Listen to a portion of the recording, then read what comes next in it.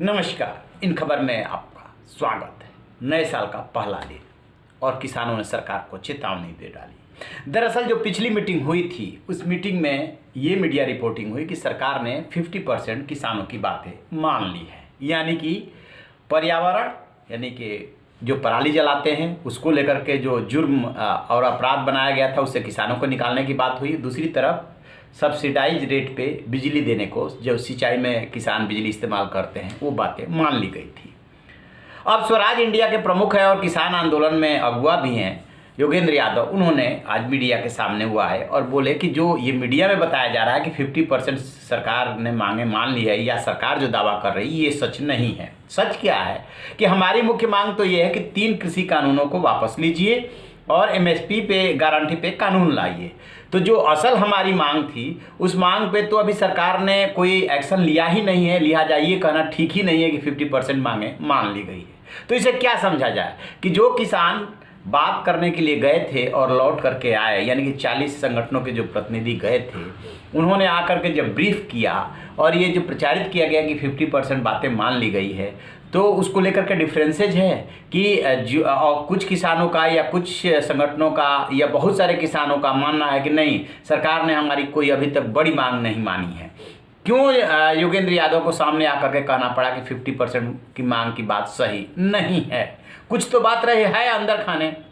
दूसरी बात, उन्होंने कहा कि हम 4 तारीख का इंतजार कर रहे हैं कि सरकार हमारी जो मुख्य मांग है यानी कि तीनों कृषि कानून को वापस लेने और एमएसपी गारंटी कानून लाने की बात पे फैसला ले, अन्यथा हम 6 तारीख को जो है कुंडली मानेसर जो रोड है उस पर मार्च करेंगे और फिर शाहजहांपुर की तरफ बढ़ेंगे, यानी कि आंदोलन को तेज करेंगे। शाहजहांपुर कौन? अलवर राजस्थान का जो बॉर्डर है जहाँ पे कि अभी कल लाठीचार्ज हुआ था।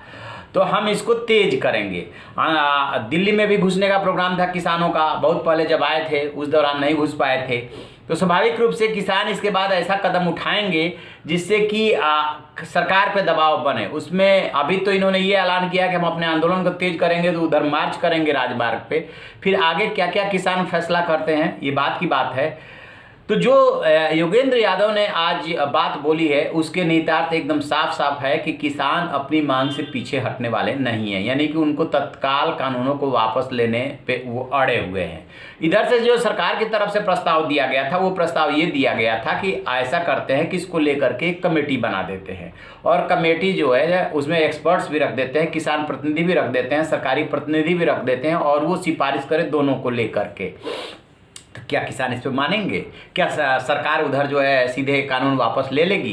कुछ बातें इस तरह की सरकार की तरफ से आई थी कि सरकार जो है कानून वापस नहीं लेगी। रक्षा मंत्री राजनाथ सिंह ने जो इंटरव्यू दिया था उसमें भी उन्होंने यही इंगित किया था कि कानून को वापस नहीं लिया जा सकता, आप अपनी समस्या बताइए, हम उस संशोधन को तैयार है। बीच में उन्होंने ये भी सुझाव दिया था कि 1 साल के लिए 2 साल के लिए इसको लागू करके देखते हैं, कोई दिक्कत आएगी तो फिर सरकार उसको कंसीडर कर लेगी, लेकिन किसान इसको मानने के लिए तैयार नहीं। 4 तारीख को क्या हुआ?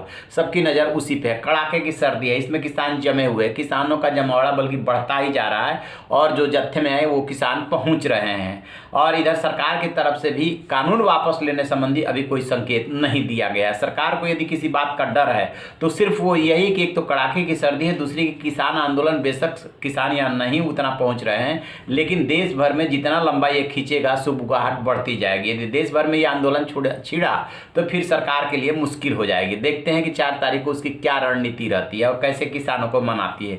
यदि मना ले गई तो फिर जो है ठीक, और नहीं मना पाई तो आंदोलन तेज। तो हमें इसके लिए भी तैयार रहना चाहिए। 2 चीज़ें आजकल बहुत डरा रही है, एक तो कोरोना का नया स्ट्रेन और दूसरा किसानों का आंदोलन, क्योंकि दिल्ली आने जाने वाले एनसीआर के जो लोग हैं उनको काफ़ी परेशानी हो रही है। इस पूरे डेवलपमेंट पे हमारी नज़र बनी हुई है। जैसे कोई अपडेट मिलेगा आपसे साझा करेंगे। आप रहिए ना बेखबर, देखते रहिए इन खबर। Thank you. इन खबर चैनल को सब्सक्राइब करें।